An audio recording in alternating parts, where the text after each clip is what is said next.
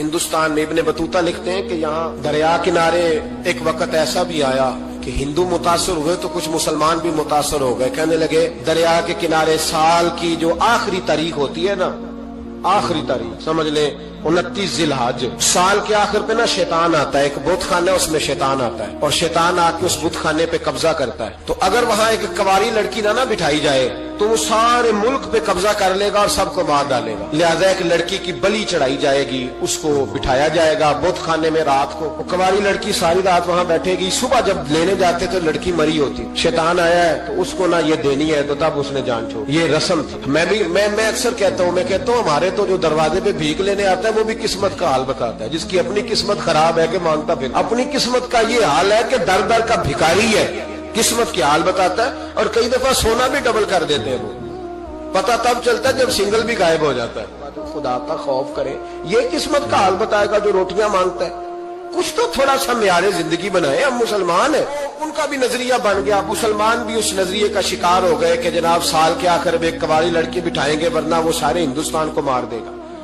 ایک حافظ ابو البرکات رحمت اللہ علیہ نام کے بزرگ ہوتے تھے اور سلسلہ عالیہ چشتیہ کے شیخ بھی تھے. لیکن اللہ کی قدرت یہ تھی کہ ان کے چہرے پر داڑھی اور مونچھیں نہیں آئی. کچھ لوگوں کے نہیں نہ آتے بال، کیا کہتے ہیں ان کو، کھودے. وہ ہمارا ایک لفظ ہے، بولتے ہیں پنجابی میں. ان کے چہرے پہ داڑھی نہیں تھی. وہ بھی کبھی کبھی اس رستے گزرا کرتے تھے تو قریب ہی ایک بوڑھی اماں کا مکان تھا. تو اماں بڑی مہمان نواز تھی. اس نے دروازے پہ، اگر کہ بیوہ عورت تھی، ایک کی اس کی بیٹی تھی، دروازے پر اس نے مہمان خانہ بنایا ہوا تھا. آنے جانے والے کو کھانا کھلاتی، چائے پہ شوق تھا اس کا. اور حافظ صاحب دن کے وقت وہاں آئے. اماں بڑا رو رہی تھی، کھانا بھی نہ ملا، چائے بھی نہ ملی. تو کہنے لگے میں تو اس رستے اس لیے آیا تھا کہ یہاں ٹھہروں گا، مہمان نوازی یہاں اچھی ہوتی ہے. ہوٹل تو ہوتے نہیں تو مہمانوں کو مہمان خانوں میں ٹھہرنا پڑتا تھا. تو اماں کدھر ہے؟ تو کہا اماں بڑی پریشان ہے. حافظ جی نے کوشش کی، نیک آدمی تھے، کہ اماں سے ملاقات ہو جائے. حافظ جی کا کمال یہ تھا کہ حافظ اتنے پکے تھے کہ ایک جگہ بیٹھ کر قرآن پاک شروع کرتے تھے اور وہی سارا ختم بھی کر دیا کرتے. اتنی پکی منزل کے حافظ تھے. تو حافظ ابو البرکات صاحب وہاں بیٹھے. وہ اماں کوئی بزرگ تھے حافظ صاحب، وہ اماں سے کسی طریقے ملاقات کی تو اماں ملتے ہی رونے لگی چیخے مار کے. اماں کیا ہوا؟ کہنے لگی حافظ جی ایک کی بیٹی ہے، خامد فوت ہو گیا تو میں نے نکاح نہیں کیا، ایک بیٹی کے نام ساری زندگی کر دی. یہاں نا اب بت خانے میں میری بیٹی کو بٹھایا جائے گا. کچھ مسلمانوں کے بھی ہمارے گاؤں کے نظریات کمزور ہو گئے. یہاں بچی کو بٹھایا جائے گا اور سویرے وہ مر جائے گی میری بیٹی. قرآن اندازی ہوئی ہے تو میری بیٹی کا نام نکلا ہے. اب بیٹی کو جانا ہی پڑے گا. یہ ہمارے ان کچھ علاقوں کا طریقہ ہے.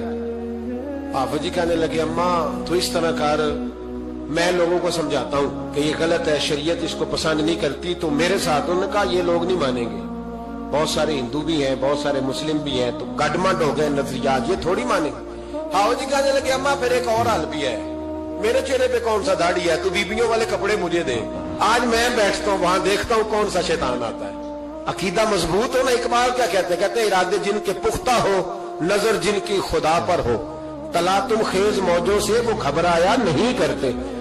کہا مجھے دو کپڑے بیبیوں والے، میں بیٹھتا ہوں. اماں کہنے لگی وہ شیطان واقعی آتا ہے. آج تک جتنی بچیاں گئی ہیں سویرے مردہ ملی ہیں. بڑی سمجھنے والی بات ہے، غور کرنا. جتنی گئی ہیں ساری مردہ آئی ہیں. تو حافظ جی آپ کو جب وہ شیطان رات کو دیکھے گا نا، آپ آئے ہیں تو آپ کے تو وہ زیادہ ٹکڑے کرے گا کہ اس نے دھوکہ کیا، مرد ہو کے عورتوں کی جگہ پہ آیا. آپ نہ لے. حافظ جی کہنے لگے ٹکڑے میرے ہونے ہیں نا، آپ فکر نہ کریں. دریا کنارے بت خانہ تھا. حافظ جی عورتوں والا لباس پہن کے وہاں بیٹھ گئے. حافظ صاحب کہتے ہیں 3 دفعہ میں نے رات کو باہر نکل کے دریا پہ وضو بھی کیا. ساری رات میں نے قرآن پاک پڑھا اور جب فجر کا وقت ہوا تو باہر نکل کے میں نے اذان پڑھی. لوگ آئے تو میں نے جماعت کرائی. اور فرماتے ہندو مسلمانوں سب کو بلا کے میں نے کہا کہ اگر آج کے بعد شیطان نہ آئے تو ہندو کلمہ پڑھتے ہو سارے؟ نے کہا جی پڑھتے ہیں. فرمایا لو پھر میں بالکل صحیح سلامت آ گیا، کوئی شیطان نہیں آیا. کہتے سب ٹھیک ہو گیا. اب لوگ کہنے لگے حافظ جی بات تو آپ کی ٹھیک ہے پر وہ بی بی کیسے مر جاتی تھی؟ جس کو ہم رات کو بٹھاتے تھے سویرے مردہ ملتی تھی تو اس کو کون مارتا تھا اگر شیطان نہیں آتا؟ حافظ جی سمجھانے لگے کہ شیطان وسوسہ دیتا ہے پر زندگی موت اس کے ہاتھ میں. وسوسہ دیتا ہے، جتنی اس کو گنجائش ہے وہ کرتا ہے. کہا پھر وہ بی بی کیسے مرتی تھی؟ تو حافظ جی نے ایک بہت بڑی بات سمجھائی. کہنے لگے اصل بات یہ جس آدمی کو پتا ہو نا میں نے سویرے مر جانا ہے وہ ڈر سے مر جاتا ہے. اس کو پتا ہو نا کہ میں یہاں مرنے آیا ہوں تو وہ ڈر سے ہی. فرمانے لگے اس کا عقیدہ کمزور ہو جاتا تھا. وہ نفسیاتی طور پر سمجھتی تھی کہ میں نے مرنا ہی مرنا ہے. तो खौफ होता था, कोई करीब नहीं आता था, दरिया और जंगल दाएं बाएं, तो सुबह तक उस औरत का दिल बंद हो जाता था। तो वो खौफ से ही उसे कोई शैतान नहीं मारता। अल्लाह की इबादत करें, इबादत से बरकत आती है। हजरत अबू इदरीस खौलानी रहमतुल्लाह अलैह हजरत मुआज बिन जबल के शागिर्द थे, ताबी बुजुर्ग थे। फरमाते हैं कि मैं जब से हजरत मुआज बिन जबल की सोबत में बैठा ना, तो बुरे कारोबारों से मेरी तबीयत तो चाट हो गई। कई कारोबार में देखता तो झूठ बोलना पड़ता, उसमें बड़ा कुछ करना पड़ता, तो मुझे डर आता। आप फरमाते मैंने ना बड़ी कोशिश की, पर मेरी मर्जी का काम मुझे, सूफी काहिल नहीं होते, फरमाते मेरे अंदर ताकत थी कि मैं हलाल कमा के बच्चों को खिलाऊं, पर मेरी मर्जी का काम नहीं मिलता था। हद हो गई। और जब इंसान नेकी की तरफ आता है तो कुछ न कुछ आजमाइशें जरूर आती हैं, ये पक्की बात है, पक्की बात। जब वो गलत मलत कर रहा होता है तो उसको लगता है सारा कुछ सही है, जब सीधा होता है तो बहुत सारी परेशानियां भी जरूर आती हैं। ये मिजाज है दीन का। आप फरमाते मैं परेशान रहने लगा, हालात खराब होने लगे, आजमाइश सख्त होने लगी, कारोबार बंद हो गया, काम ही कोई नहीं मिलता था। मेरी बीवी नाराज रहने लगी, हल्का हल्का तो उसने मुझे कहना शुरू किया, फिर जलाल में आ गई। और एक दिन मुझे कहने लगी अगर आज नाना कुछ लेके आए तो बच्चे लेके मेके चली जाऊंगी। आप फरमाते मैं बड़ा परेशान हुआ, निकल गया फजर पढ़ के काम की तलाश में।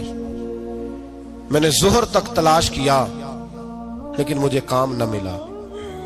आप फरमाते नहर फुरात के किनारे तपती हुई रेत पे मैं बैठा था, तो मेरे दिल में ख्याल आया बंदों की मजदूरी नहीं मिलती तो आज अल्लाह की ना कर ले, आज अल्लाह की मजदूरी ना करे।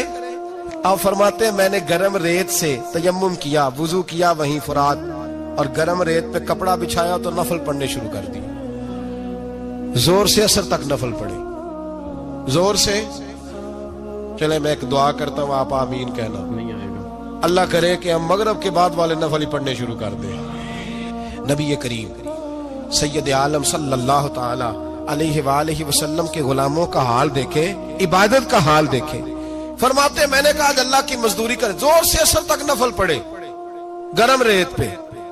और जब असर हुई ना तो मैंने अपने रुमाल में ना थोड़ी सी रेत बांध ली। घर की दीवारें छोटी छोटी थी। मैंने कहा बीवी ने देखा ना खाली हाथ आया है तो अंदर से शोर करेगी, हम साए भी सुनेंगे, तो चलो जब देखेगी ना रुमाल में कुछ है हौसला करेगी, जब अंदर जाऊंगा तो समझा लूंगा। आप मुस्कुरा रहे हैं ना हल्का हल्का, इसका मतलब है इन बातों में काफी सदाकत है। पुराने बुजुर्ग कर गए तो इसका मतलब ये है कि इनमें बहरहाल काफी हद तक सदाकत है। ये शोर होते रहते।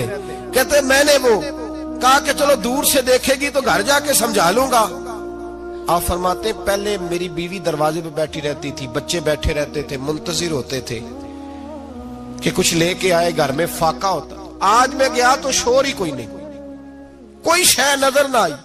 वो रेत से भरा हुआ मेरा पल्लू मैंने दरवाजे के साथ रखा, अंदर चला गया। बीवी को आवाज दी कहां हो? कहने लगी मुंह हाथ धो लो, मैं रोटी लेके आई। हाथ हो गई, रोटी किधर से आई?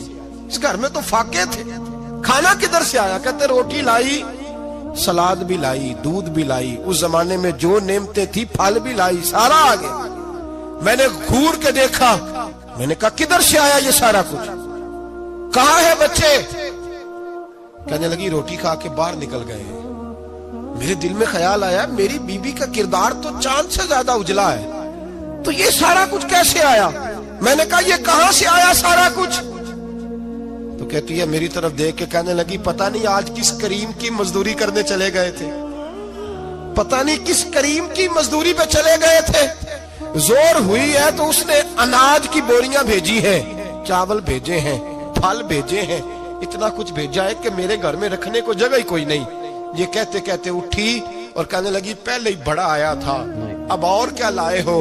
आप फरमाते मैं सख्ते में था, उसने जाके मेरा रुमाल जो खोला, मैं रेत लाया था, रब करीम ने हीरे बना दिए, वो हीरे बन गए। आप फरमाते कहने लगी किस करीम की मजदूरी पे गए थे? फरमाते मैं उठा और कच्ची जमीन पे सर सजदे में रखा।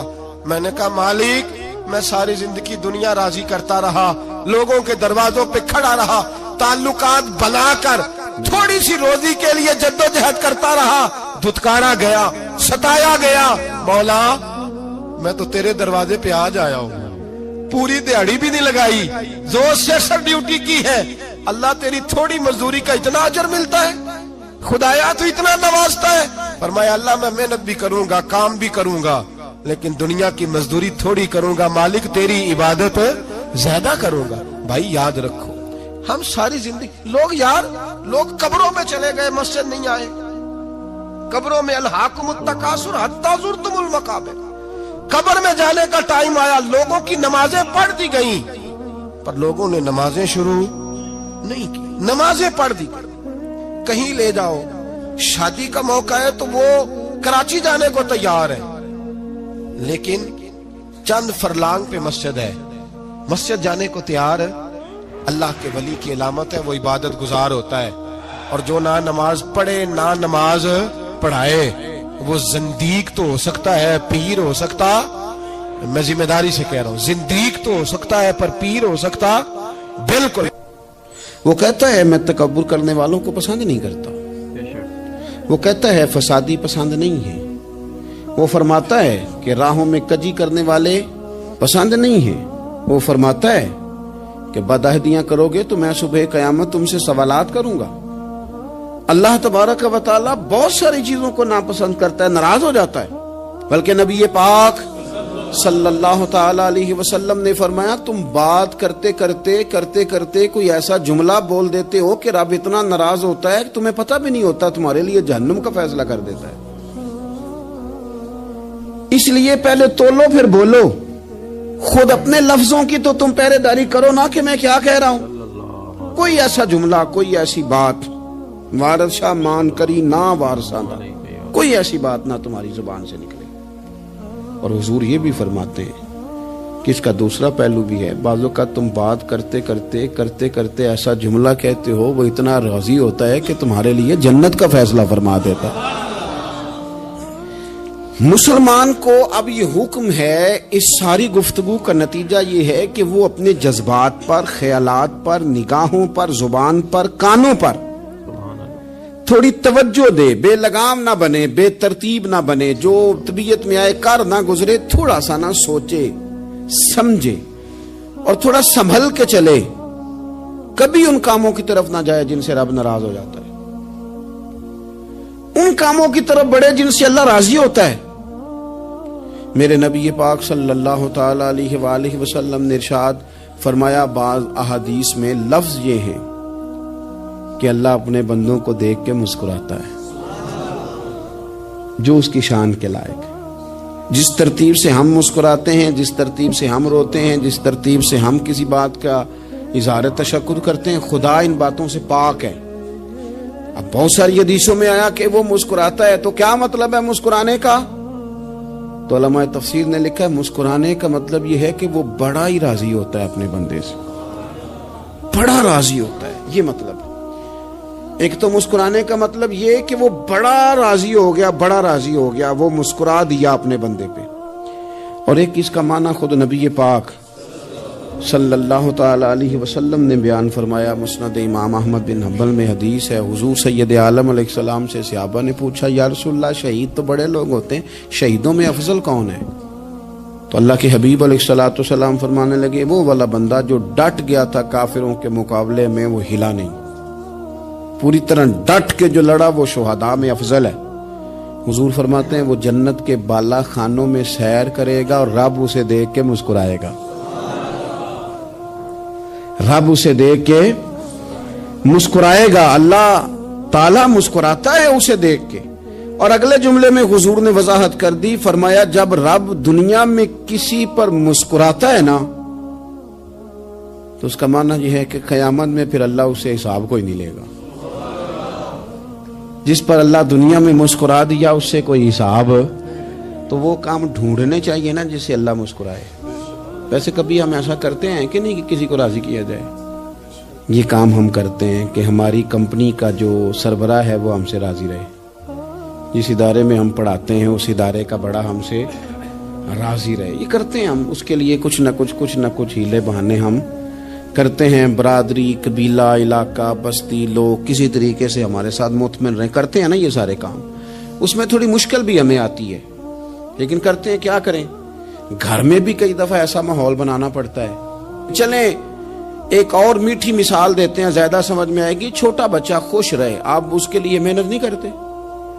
وہ چھوٹا ہے, اس کو خوش کرنا فرض ہے ابا پہ, لیکن وہ کہتا ہے کہ میں نے موٹر سائیکل لینا ہے. چھوٹا ہے, چلا ہی نہیں پائے گا, تو ابا پھر اسے راضی کرتا ہے, کہتا ہے بیٹے چھوٹا سائیکل لے لے, چل میں تجھے اڑانے والا جہاز لے دیتا ہوں. مقصود کیا ہے کہ اس کو ناراض نہیں کرنا, یہ روئے نہ, اس کا دل نہ ٹوٹے. ہو یارو سنو نا میں کیا کہہ رہا ہوں. اگر چھوٹے بچے کے لیے وہ چیزیں ڈھونڈتے ہو, میرے ابا جی نا اپنے نواسے کے لیے کھلونا لے کے آئے, تو بچہ بڑا ہی کھیلا, تو ابا جی کہنے لگے لو پیسے پورے ہو گئے میرے. بچے کو پسند بڑا ہے نا, پیسے پورے کر چھڑے نے, دیکھو نا جی کتنا اس کو راضی ہوا ہے. تو انسان کیا کرتا ہے کہ کوشش کرتا ہے, چھوٹا بچہ بھی ناراض نہ ہو تو وہ چیزیں وہ ڈھونڈتا ہے کہ اس کو کیا پسند ہے, چاکلیٹ لے جاؤں, فلاں چیز لے جاؤں, آئس کریم لے جاؤں. تو ایک بچے کے لیے, گھر کے لیے, سربراہ کے لیے اتنی محنت کرتے ہو, تو وہ کام بھی ہمیں ڈھونڈ کے تلاش کرنے چاہیے نا, جس سے رب راضی ہوتا ہے, اللہ راضی ہوتا ہے. بتاؤں وہ کون کون سے کام ہیں. نبی کریم صلی اللہ تعالی علیہ وسلم نے ارشاد فرمایا 3 لوگ ہیں جنہیں دیکھ کے رب مسکراتا ہے. یا رسول اللہ صلی اللہ علیہ وسلم وہ کون کون سے؟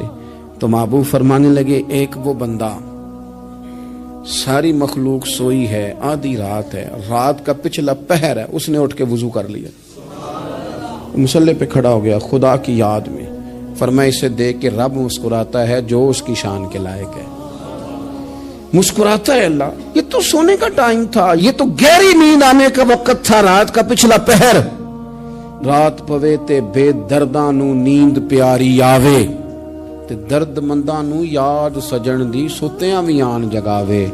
اور ساون کی کالی راتوں میں جب بوندا باندی ہوتی ہے, وہ راتوں کو اٹھ اٹھ روتے ہیں جب خلقت ساری سوتی ہے. اللہ مسکراتا ہے. اور سننا میرے بھائی, میرے نبی پاک صلی اللہ تعالی علیہ وسلم فرماتے ہیں جب مسلمان نماز کے لیے صفیں بناتے ہیں نا, ترتیب لگ رہی ہوتی ہے, اب اللہ کی بارگاہ میں کھڑے ہوں گے, قیام کریں گے, رکوع کریں گے, سجود کریں گے. فرمایا جب مومن صفیں بناتے ہیں تو رب دیکھ کے مسکراتا ہے, مسکراتا ہے. کمال ہو گئے عروج بندگی کا, جب بندے کو دیکھ کے رب مسکرائے. خدا بندے سے خود پوچھے بتا تیری رضا کیا ہے, مسکراتا ہے. اور میرے نبی پاک علیہ السلام فرماتے ہیں جب مجاہد جہاد کے لیے صفیں سیدھی کرتے ہیں. آج تو یہ رب کے نام پہ مرنے ہی آ گئے. یہ صفوں میں کھڑے ہوں گے, ترتیب سے لڑیں گے, ترتیب سے گلا کاٹیں گے کافروں کا یا شہادت لیں گے. فرمایا جب جہاد کے لوگ صفیں بناتے ہیں تو رب انہیں دیکھ کے مسکراتا ہے.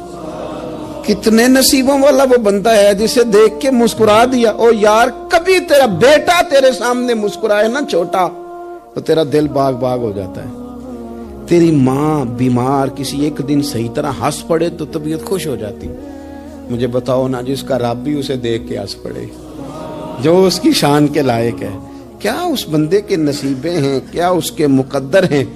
آپ اس مقام پر اپنے آپ کو لائیں. اب دیکھیں نا یہ حدیث آپ نے سن لی, اب ہم نے نا اس طرح صفحے نہیں بنانے جس طرح ساری دنیا, اب ذرا صفحے بھی شوق سے بنائیں گے. آپ ذرا تھوڑا سا شوق پیدا کریں گے, بھئی یہ تو میں وہ کام کرنے لگا ہوں جسے دیکھ کے رب مسکراتا ہے. نبی پاک صلی اللہ علیہ وسلم نے فرمایا جب کوئی بندہ توبہ کرتا ہے نا, ہم توبہ کا رٹا لگاتے ہیں, یا اللہ میری توبہ یا اللہ. اور توبہ کا تو مطلب یہ ہے کہ پچھلے گناہوں سے پکی توبہ, آج کے بعد یہ غلطی نہ کرنے کا پکا وعدہ. تو نے ساری شب برات رو کے گزاری ہے, بتا سویرے جھوٹ جوڑنے کا ارادہ ہے تیرا, آج کے بعد رشوت تو نہیں نہ لے گا, ملاوٹ تو نہیں نہ کرے گا, یہ توبہ ہے. اور اگر سارے کام اسی طرح کرنے تو پھر یہ توبہ کا رٹا ہے, تو جتنا مرضی لگاؤ. حضرت علی بن ربیعہ رضی اللہ تعالیٰ عنہ فرماتے ہیں میں مولا علی کے ساتھ تھا, مقام حرہ کی طرف جا رہے تھے, حضرت علی نے ہاتھ اٹھا کے دعا مانگی ہماری تعلیم کے لیے, ورنہ حضرت علی ہم صحابہ کو محفوظ عن الخطا تو مانتے ہیں نا. ہاتھ اٹھا کے کہا اے اللہ ہمارے گناہ بخش دے, تیرے علاوہ کوئی معاف کرنے والا نہیں. اور پھر حضرت علی آسمان کی طرف دیکھا اور دیکھ کے نا حضرت علی بن ربیعہ کو تو مسکرائے. حضرت علی بن ربیعہ کہنے لگے حضور مسکرائے کیوں ہو؟ فرمانے لگے ایک دن میں حضور کے ساتھ اسی طرح آیا تھا, اسی طرح حضور نے دعا فرمائی تھی ہماری تعلیم کے لیے، اور پھر حضور مجھے دیکھ کے مسکرائے تھے اور فرمایا جب کوئی بندہ رب کی بارگاہ میں اس طرح استغفار کرتا ہے تو رب مسکراتا ہے اور مسکرا کے فرماتا دیکھ لو میرے بندوں کو پتا ہے کہ میرے علاوہ معاف کرنے والا کوئی نہیں، انہیں پتا ہے، تم اس کی بارگاہ میں رجوع تو لاؤ، آؤ تو صحیح دو آنسو لے کر۔ اقبال کہتے ہیں کہ موتی سمجھ کے شان کریمی نے چن لیا، قطرے دو گرے میرے ار کے انفال کے، دو میں نے آنسو بہائے تھے تو اس کے کرم نے تو موتی سمجھ کے چن لیے۔ سنو نا حضور اس استغفار کو، اللہ کو یار رات کو توبہ کر کے سونا چاہیے ہمیں، کچھ غلطیاں ہم کرنا نہیں چاہتے پر ہم سے ہو جاتی ہیں، کچھ دل ہم توڑنا نہیں چاہتے پر وہ ٹوٹ جاتے ہیں، ہماری مجبوری ہوتی ہے ٹوٹ جاتے ہیں۔ رات کو اس کی بارگاہ میں ہاتھ باندھ کے کشکول طلب دراز کر کے خوب استغفار پڑھنا چاہیے کہ مالک بندے ہیں نا کیا کریں، نفس کا ساتھ ہے، دنیا کا ساتھ ہے، خواہشات نفسانیہ، مالک معاف کر دے، درد سے توبہ، رسم نہ ہو، کہانی نہ ہو، لفظ نہ ہو، جملے نہ ہو، اور جناب ایسے لوگوں کے بیچ بڑے ہاتھ باندھ کے اور بڑا کوئی ضرورت نہیں، آپ اکیلے اپنی چارپائی پہ بستر کے اندر منہ دے کے بھی درد سے کہیں گے نا معاف کر دے تو وہ تو مہربانی بڑا ہے۔ میرے نبی پاک صلی اللہ علیہ وسلم مثال دیتے ہیں، فرمایا ایک آدمی صحرا میں جا رہا، صحابہ سے حضور خطاب کر رہے ہیں، فرمایا ایک آدمی صحرا میں جا رہا تھا، اس نے اپنی اونٹنی پہ کھانا پانی پیسے ہر چیز رکھی ہوئی تھی، صحرا تھا بہت بڑا، درمیان صحرا کے گیا تو تھوڑا سا سستانے کے لیے آرام کرنے کے لیے اونٹنی سے نیچے اترا، اب اس نے اونٹنی کی لگام اونٹنی کی نکیل اپنے سرہانے کے نیچے رکھی، ہاتھ کے ساتھ پکڑی اور سو گیا۔ تھوڑی ہی دیر کے بعد جب اس کی آنکھ کھلی تو دیکھا اونٹنی غائب ہے۔ صحرا میں وہ پیدل نہ آگے جا سکتا ہے نہ پیچھے جا سکتا ہے، نہ دائیں نہ بائیں، کھانے کو روٹی نہیں، پینے کو پانی کا قطرہ نہیں، تھوڑا ادھر بھاگا ادھر بھاگا، تھک گیا۔ کریم محبوب فرماتے ہیں وہ پوری طرح نڈھال ہو گیا اور مایوس ہو گیا، معاذ اللہ، مایوس ہو کے دوبارہ اسی جگہ آ کے لیٹ گیا جہاں پہلے لیٹا تھا، انتظار کرنے لگا کہ اب موت ہی آئے گی، آخری وقت ہے، اب نہ میں پیدل یہ صحرا کراس کر سکتا ہوں، نہ پیچھے جا سکتا ہوں، نہ کھانا ہے نہ پانی ہے، سوائے موت کے کوئی سہارا نہیں۔ حضور فرماتے ہیں وہ رستے میں دوبارہ لیٹ گیا، اچانک اس نے رخ بدلا تو اونٹنی سامنے کھڑی تھی۔ حضور نے صحابہ سے پوچھا بتاؤ نا اسے بھلا کتنی کو خوشی ہوگی؟ یا رسول اللہ جسے نئی زندگی مل گئی ہے۔ آپ دیکھیں نا سارے ڈاکٹروں نے کہہ دیا کہ اس کے تو گردے معدہ جگر ہر چیز ختم ہے، گھر لے جاؤ خدمت کرو، ہر طرف پریشانی ہے۔ وہ بندہ بھی سمجھ گیا ہے کہ آخری وقت آ گیا، کل جاؤں پرسوں جاؤں، تیاری ہو گئی، سب لوگ آ گئے، باہر والے بھی آ گئے، یہ ماحول ایک عجیب رنگ اختیار کر گیا۔ اچانک ایک ڈاکٹر نے آ کے کہا نہیں غلطی لگ گئی تھی۔ مجھے بتائیے انداز کیا ہوتا ہے؟ بغیر دوائی کے بندہ اٹھ کے کھڑا نہیں ہو جاتا، او میں تو بچ گیا ہوں۔ نبی پاک صلی اللہ علیہ وسلم فرمانے لگے اس کی اونٹنی مل گئی، بتاؤ بھلا اسے کتنی خوشی ہوگی؟ یا رسول اللہ وہ تو دوبارہ دنیا میں آ گیا۔ حضور فرمانے لگے اسے کچھ بھی خوشی نہیں ہوئی۔ جب کوئی رب کا گناہگار بندہ آ کے توبہ کرتا ہے، رب کو اس سے کئی گنا زیادہ خوشی ہوتی ہے۔ میرا بندہ آ گیا ہے، میرا بندہ آ گیا ہے، میرے گھر آ گیا، اس نے آنسو بہائے ہیں، اس نے کہا اللہ میں تیرا ہی ہوں، تیرا ہی رزق کھاتا ہوں، تیری ہی زمین پہ رہتا ہوں، تیرے نام سے میری سانسیں چلتی ہیں۔ وہ آ گیا۔ فرمایا اس اونٹنی والے سے زیادہ رب کو خوشی ہوتی ہے جب گناہگار آ کے توبہ کرتا۔ گناہگاروں کے آنسو اس کی بارگاہ میں بڑے مقبول ہیں، لیکن ہم رسم ادا کرتے ہیں، توبہ نہیں کرتے، ہم اپنے آپ کے ساتھ دھوکہ کرتے ہیں، جھوٹ بولتے ہیں۔ ہم بندہ کوئی ناراض ہو جائے تو ہمیں کو نہیں نیند آتی، اس کے گھر چلے جاتے ہیں۔ ہم اپنے سارے رشتوں کو تعلقات کو مینٹین کر کے رکھنے کے عادی ہیں، ہمیں پتہ ہے کہ وہاں میں نہیں جا سکا تو بیٹا بھیجتا ہوں، فلاں شادی پہ میں نہیں جا سکا تو بھتیجا بھیجتا ہوں، بھائی بھیجتا ہوں، ہر تعلق کا ہم نے خیال رکھا کوئی روٹھ نہ جائے۔ لیکن کمال ہے نا، یہ نہیں سوچا کہ اگر رب روٹھ گیا تو جب وہ روٹھ جائے نا تو سارے رشتے بھی بندے کے پاس موجود ہوں تو کوئی کرامت نہیں ہوتا، پھر کروڑوں روپیہ جیب میں ہوں تو ڈاکٹروں کی دوائیاں اثر نہیں کرتی۔ وہ روٹھ جائے تو پھر انسان اس طرح سے پھسلتا ہے کہ بڑے بڑے اس کے پاس دروازے ہوتے ہیں پر کسی جگہ اس کا ہاتھ نہیں لگتا. خدا را خیال کریں, دنیا روٹتی ہے تو روٹ جائے, رب رسول ناراض نہ ہونے پائیں, اس کا خیال کریں. حضور فرماتے ہیں وہ مسکراتا ہے, اسے خوشی ہوتی ہے جب کوئی اس کا بندہ اس کی طرف رجوع کرتا ہے. میرے عزیزو, رسول پاک صلی اللہ تعالی علیہ وسلم نے ان لوگوں کے تذکرے کیے جنہیں دیکھ کے رب مسکراتا ہے. ہم نا گناہگاروں پر بھی فتویٰ دینے میں جلدی کرتے ہیں اور نیکی پر بشارت دینے میں بھی جلدی کرتے ہیں, حالانکہ یہ ہماری ذمہ داری نہیں. پتہ نہیں اللہ تعالیٰ کس کو کب توفیق توبہ دے کے اپنے قریب کر لے, لیکن بڑی جلدی ہے, بڑی جلدی فتویٰ دینے میں. اور یہ فتویٰ صرف مفتیوں کا نہیں رہ گیا, یہ میری طرح کے آپ کی طرح کے ڈھیروں لوگ ہیں جنہوں نے جیب میں فتوے ڈالے ہوئے. بھئی آپ نے کیوں ذمہ داری لے لی ہے جنت میں داخل کرنے کی اور نکالنے کی؟ یہ تو میرے رب کریم کا کرم ہے, وہ جس کو چاہے جب چاہے جتنا چاہے عطا کرے. لیکن کچھ لوگ نا بڑے پکے ہو گئے ہیں کہ شاید جو میں سوچ رہا ہوں وہی درست ہے. کبھی کبھی کچھ چیزیں عجیب بھی ہوتی ہیں, لہذا خدا کی رحمت پر بھروسہ کر کے بات کرنی چاہیے, اپنی مرضی کے فتوے نہیں داغنے چاہیے. وہ دیکھو جی فلانا بندہ یوں کر رہا ہے, آپ کو پتہ ہی نہیں پوری بات کا, آپ کو علم ہی نہیں پوری بات کا. حضرت بہاءاللہ نقشبند بخاری رحمت اللہ علیہ فرماتے ہیں میں حج کرنے گیا تو وہاں میں نے ایک آدمی کو کروڑوں کا کاروبار کرتے دیکھا, تو میرے دل میں خیال ہے یہاں بھی اللہ اللہ کرنی چاہیے تھی, دنیا داری کر رہا ہے. لیکن فرماتے ہیں حج سے فارغ ہوئے تو میں نے دیکھا وہی بندہ سارا کچھ رب کی بارگاہ میں خیرات کر رہا ہے, اور سینکڑوں غریب حاجی ہیں جن کو پورے خرچے دے رہا ہے. تو میں نے وہیں اپنی سوچ سے توبہ کی کہ میں کہاں تھا. بڑی جلدی کھڑے نہ ہو جائیں. حضرت حسن بصری رحمت اللہ تعالی علیہ ارشاد فرماتے ہیں کہ میں دریا کے کنارے گیا تو وہاں میں نے ایک شخص کو دیکھا, وہ اپنی ایک خاتون کی گود میں سر رکھ کے بیٹھا اور قریب ایک بوتل بھی پڑی ہے. میرے دل میں معاذ اللہ خیال آیا کہ دیکھو کس انداز میں ایک عورت کے ساتھ یہ ہے, اور پاس بوتل بھی پڑی ہے, جانے شراب ہے. کہتے میں سوچ ہی رہا تھا کہ اچانک کی کشتی آ رہی تھی دریا میں, وہ ہچکو لے کھائے, کشتی میں 4-5 لوگ تھے, وہ دریا میں ڈوبنے لگے.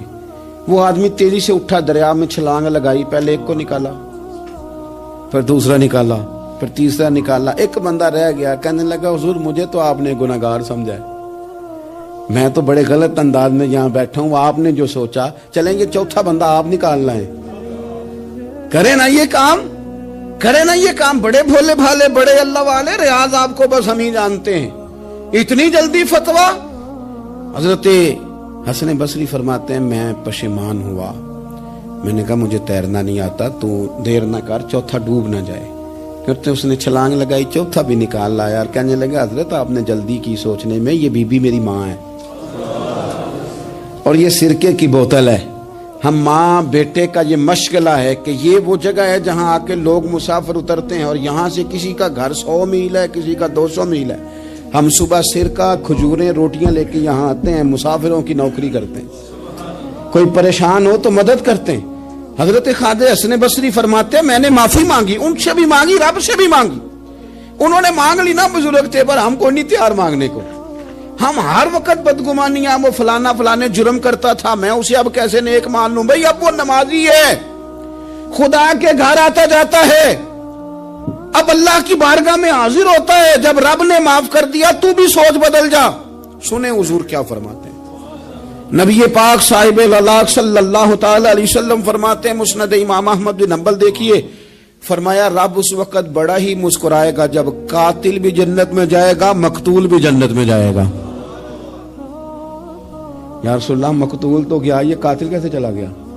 حضور فرماتے ہیں جائے گا, اور جائے گا اور رب مسکرائے گا جو اس کی شان کے لائق ہے. یا رسول اللہ کس طرح؟ تو نبی پاک صلی اللہ علیہ وسلم فرمانے لگے اس نے ایک مومن کو قتل کیا تھا, وہ شہید ہو کے جنت میں چلا گیا. اب اللہ نے بعد میں اسے توبہ کی توفیق دے دی. پہلے اس نے کلمہ پڑھا, پھر یہ میدان میں اترا, کافروں سے لڑا, یہ شہید ہوا, اور رب نے اسے بھی جنت دے دی. قاتل بھی جنت میں, مقتول بھی جنت میں. اور بات اتنی انوکھی ہے کہ رب دیکھ کے مسکرا رہا ہے جو اس کی شان کے لائق ہے. ہم جلدی میں ہیں, ہم انتظار نہیں کر رہے کہ شاید توبہ کر جائے, ہم انتظار نہیں کر رہے. لیکن میرے عزیز اتنی جلدی نہ کریں. سوچوں کا صاف ہونا, ذہنوں کا پاک ہونا اور لوگوں کے بارے میں گمان کا اچھا ہونا. آپ کسی نفسیات کے ڈاکٹر کے پاس چلے جائیں, اسے کہیں ٹینشن بڑی ہے. میں ان کے مضامین پڑھتا رہتا ہوں, وہ سب سے پہلا سبق آپ کو یہ پڑھائیں گے کہ اچھا سوچا کریں. اچھا سوچنے سے بندہ تندرست رہتا ہے. کس سے بندہ تندرست رہتا ہے؟ ہیں جی, واقعی. یعنی اس والے پڑوسی کے بارے میں بھی اچھا سوچنا ہے گھر میں, اس والے کے بارے میں بھی, چھوٹے بھائی کے بارے میں بھی اچھا سوچنا ہے, اور بڑے کے بارے میں بھی اچھا ہی سوچنا ہے. یعنی اپنی برادری قبیلے کے بارے میں بھی اچھا سوچیں, جو قبیلے کا نہیں اس کے بارے میں بھی چلیں تھوڑا سا اچھا سوچ لیں. اپنے بارے میں تو اچھا سوچا ہے بڑا. میں کہتا ہوں کہ ہم اپنی غلطیوں سمیت اپنے آپ سے بڑا پیار کرتے ہیں, اور دوسرے کی ایک غلطی نظر آ جائے تو ہمیں گھین آنے لگ جاتی ہے. آپ جلدی نہ کریں. مالک نے موقع دیا ہے بندوں کو, نہ وہ کسی کا رزق چھین رہا ہے, نہ سانسیں چھین رہا ہے. وہ اپنی زمین پہ چلنے بھی دے رہا ہے, رہنے بھی دے رہا ہے. تو جب اس نے موقع دیا ہے, آپ بھی تھوڑا موقع دیں. اللہ بڑا کریم ہے, دروازے کھولے گا, اس کے بندے اس کی بارگاہ تک پہنچیں گے. بدگمانیاں اور پھر بدگمانیوں کا عروج, اور اس لیول تک جا کے بات کر دینا ہے کہ جہاں سے خوف آئے کہ یار یہ بات نہیں کرنی چاہیے. رسول کائنات سرور دو عالم صلی اللہ تعالی علیہ وسلم فرماتے ہیں کہ اللہ مسکراتا ہے. دیکھو ہمارے ہاں نا ایک اور بھی مسئلہ بن گیا ہے. میں نے کچھ لوگوں کو نا پکا, میرے پیارے ہیں, محبت ہے مجھے, تو میں چونکہ آپ میری کلاس ہیں, میں مشاہداتی اور تجرباتی باتیں بھی کر لیتا ہوں. اسی کی روشنی میں کئی دفعہ گفتگو بھی تیار کرتا ہوں. کچھ لوگوں نے نا پکا ذہن بنا لیا یہ کہنے کا کہ ہاتھ بڑا تنگ ہے. پکا آپ جس وقت پوچھ لیں ان کا ہاتھ اور بڑا ہی زیادہ تنگ ہے. آپ یقین کریں, بہن کا جو خامند ہے وہ کہہ رہا ہے جا حصہ لے کے آ, تیرے بھائیوں کی کمائی تو نہیں, تیرے ابا کی ہے, لے کے آ. وہ بیچاری اس کی منتیں کر رہی ہے, کہتی ہے اگر جاؤں گی نا تو وہ کہیں گے حصہ لے جا, آج کے بعد ہمارے گھر نہ آنا, میرا دروازہ نہ بند کرو, مہربانی کرو. اور بھائی سے بات کرتی ہے تو کہتا ہے ہاتھ ہی بڑا تنگ ہے, جب ٹھیک ہوگا تو دے دوں گا. نہ کریں یہ ظلم. ہمارے اپنے تڑپتے رہتے ہیں اور ہماری دولتیں اندر پڑی رہتی ہیں. ہمارے اپنے چھوٹی چھوٹی ضروریات کے لیے پریشان ہوتے ہیں, لیکن ہم بڑے بڑے بہانے ہیں ہمارے پاس. کہتے ہیں یہ نکما ہے, یہ نکھٹو ہے, یہ کام نہیں کرتا, اس میں فلانا ہے, بے فلانا ہے, بلہذا میں نے نہیں ساتھ چلنا. اظہار جب آپ کے اندر پیدا ہوتا ہے نا, اظہار جب کسی کے لیے آپ حساس ہوتے ہیں تو آپ کو بھی سرور حاصل ہوتا ہے. نہ کریں یہ کام کہ آپ کو اللہ نے وسعت دی اور ہر وقت آپ ہاتھ تانگ ہونے کا رونا رو رہے ہیں. ہر وقت آپ یہ کہہ رہے ہیں میں بڑی آزمائش میں ہوں, جب خدا نے آپ پہ نہیں ڈالی. تو اتنے جھوٹ بولنا صرف اس لیے کہ میرے پیسے بچ جائیں, صرف اس لیے کہانی سنانا کہ حالات میرے بڑے خراب ہیں کہ کوئی بندہ میرے سے کوئی تھوڑا بہت قرض نہ مانگ لے. سنو, نبی پاک صلی اللہ علیہ وسلم کے پاس مہمان آ گیا, بخاری مسلم ہے. حضور نے ازواج مطہرات کے گھروں میں پیغام بھیجا, کچھ چیز ہے ضیافت کے لیے. یا رسول اللہ کچھ بھی نہیں, یہ دو جہاں کے شاہ ہیں اور پاس کچھ رکھتے نہیں, دو جہاں کی نعمتیں ہیں ان کے خالی ہاتھ میں. یا رسول اللہ کوئی چیز بھی نہیں. حضور نے صحابہ کے مجمع پہ نظر ڈالی, یا رسول اللہ صلی اللہ علیہ وسلم حکم ہو. تو حضور فرمانے لگے تم میں سے کوئی بندہ ہے جو اسے گھر لے جائے روٹی کھلائے. ایک صحابی اٹھے فوراً, حضور میں لے کے جاتا ہوں کھانا کھلاتا ہوں. فرماتے ہیں میرے گھر میں صرف بچوں کا کھانا تھا, یہ نہیں کہ فریزر بھرا ہوا ہے نعمتوں سے, صرف بچوں کا کھانا. یہ نہیں کہ کسی کو دیکھ کے اپنی ہنڈیا پہ برتن دے لیا, صرف بچوں کا کھانا. کہتے ہیں گھر گیا, بیوی سے کہا کیا کیفیت ہے, کہنے لگی بچوں کی روٹی ہے. میں نے کہا بچے سلا دے, صبح ناشتہ کر لیں گے. تو کہنے لگی آپ کیا کھائیں گے؟ تو میں نے کہا نہ میں کھاؤں گا نہ تو کھائے گی, مہمان جو نبی پاک کا ہے. کہا اچھا اب ذرا تجویز دیکھو میاں بیوی کی سوجھی آپس میں. کہتے ہیں کھانا لگا دینا, کیونکہ ایک آدھ بندے کا کھانا ہے. اپنی غربتوں کا ہر جگہ اظہار کرنا, رونا رونا. یہ دیکھو غربت کیسے چھپائی جا رہی. اس کو کہا نہیں کہ چل تو تھوڑا رحم کھا, تو آیا ہے تو تھوڑا رحم کھا, یہ نہیں کہا. کہا اٹھ کے نا تو کھانا رکھنا اور اٹھ کے نا چراغ ٹھیک کرنے کے بہانے بجھا دینا. ہم دنیا والوں کے سامنے کیوں اپنے دکھ بیان کریں؟ ہم جو کہیں گے رب رسول کی بارگاہ میں کہیں گے. تو نا چراغ ٹھیک کرنے کے بہانے. اہلیہ اٹھی, کھانا دینے کے بعد چراغ ٹھیک کرنے کے بہانے بجھا دیا. خامد بھی ہاتھ چلاتے رہے, بیوی کبھی برتن رکھتی کبھی اٹھاتی, پتہ چلے کہ کھانا کھا رہے ہیں. کھانا کھایا جا رہا ہے. کہتے ہیں مہمان پیٹ بھر کے کھانا کھا گیا. یہ کام ہوا رات کے اندھیرے میں. اس وقت ہوا جب چراغ بھی بند تھا. اس وقت ہوا جب کوئی دیکھنے والا نہیں تھا, کسی پڑوسی کو بھی خبر نہیں تھی. فرماتے ہیں صبح کے اجالے میں اس مہمان کو لے کے مسجد نبوی میں نے قدم رکھا تو نبی کریم نے فرمایا رات جو تم نے کام کیا ہے نا اسے دیکھ کے میرا رب بڑا مسکرایا ہے. اللہ بڑا مسکرایا ہے. اللہ تر دامنی پہ شیخ ہماری نہ جائیے, ہم دامن نچوڑ دیں تو فرشتے وضو کریں. یہ شان ہے صحابہ کی. نبی کریم علیہ السلام نے فرمایا رب رات مسکرایا تیرا یہ انداز دیکھ کے, اور اس نے قرآن نازل کیا وَيُؤْثِرُونَ عَلَىٰ أَنفُسِهِمْ وَلَوْ كَانَ بِهِمْ خَصَاصَةٌ. کچھ لوگ وہ ہیں جنہیں بڑی بھی ضرورت ہو تو دوسروں پر اثار کر دیتے ہیں, قربانی دے دیتے ہیں. رب مسکرایا ہے. اندر پیسے رکھے ہوئے ہیں, اندر پیسے رکھے ہوئے ہیں, اور بہن آ کے منت کر رہی ہے کہ بھائی حالات بڑے خراب ہیں, تھوڑی سی مہربانی کر. تو کہتے ہیں بہن پردہ ہی ہے بس, کیسے بتاؤں تجھے حالات, تجھے کیا بتاؤں کام کتنی مشکل سے چلتا ہے, یہ پردہ ہی ہے بس. بہرحال اگر تو نے کہا ہے نا 50,000 تو میں زیادہ نہیں کوئی 20 کو دے دوں گا تجھے, وہ بھی خاصی نیکی کر کے, وہ بھی بتا سکھا کے.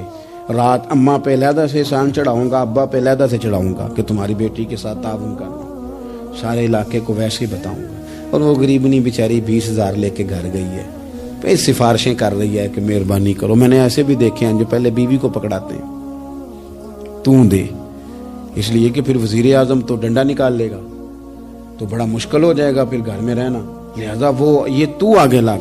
یہ کیا لہجہ ہے آپ کا, یہ تو کسی کو بھی دیں تو چھپا کے دینے کا حکم ہے, کسی کو بھی دیں تو ہمیں حکم یہ ہے کہ سیدھے ہاتھ سے دینا ہے, الٹے کو خبر. اور یہ جو بالکل ہی اپنے ان پر تو پردہ پوشی آپ کے لیے ویسے ہی ضرورت تھی. میرے عزیز رب مسکراتا ہے. میرے نبی پاک علیہ السلام نے یہ اعمال ہمیں بتائے جن پر اللہ مسکراتا ہے, خوش ہوتا ہے. اور بعض لوگوں کو حضور نے نامینیٹ کیا. حضرت سعد بن معاذ رضی اللہ تعالیٰ عنہ عظیم صحابی تھے. یہ وہ خوبصورت صحابی ہیں جن کے جنازے کو کندھا میرے نبی پاک نے عطا فرمایا, حضور نے کندھا عطا فرمایا.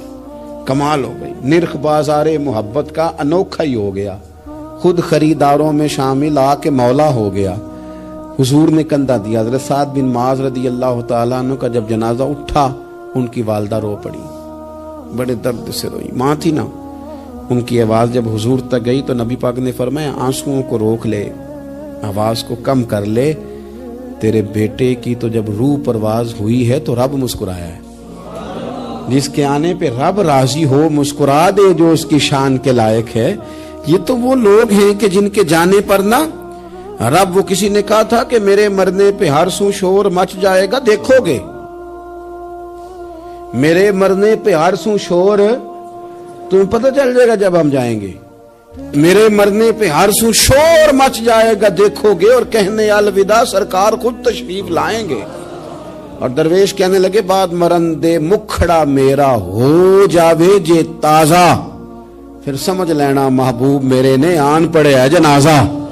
اور عاشق کا جنازہ ہے, ذرا دھوم سے نکلے اور محبوب کی گلیوں سے ذرا گھوم کے نکلے. فرمایا کہ ان کے تو جانے پہ رب کریم. اور حضور نے ایک دعا بھی دی. حضرت ابو طلحہ, حضرت طلحہ رضی اللہ تعالیٰ عنہ صحابی تھے, ان کا وصال ہو گیا تو حضور نے دعا بھی دی. فرمایا یا اللہ جب میرا طلحہ آئے نا تو اس سے مسکرا کے بات کرنا, یہ تجھ سے مسکرا کے بات کرے جو تیری شان کے لائق ہے. تو اللہ تعالیٰ غائب درجے راضی ہوتا ہے. ایک دفعہ پھر بات دہراتا ہوں, جو میدان میں ڈٹ کے شہید ہو رب اسے دیکھ کے مسکراتا ہے جو اس کی شان کے لائق. جو توبہ صحیح کریں سچی کریں رب انہیں دیکھ کے مسکراتا ہے جو اس کی شان کے لائق ہے. جو نماز کے لیے صفیں بنائے رب انہیں دیکھ کے مسکراتا ہے. جو جہاد کے لیے صفیں بنائے رب دیکھ کے مسکراتا ہے. جو لوگ صبح پچھلے پہر اٹھ کے عبادت کریں رب انہیں دیکھ کے مسکراتا ہے.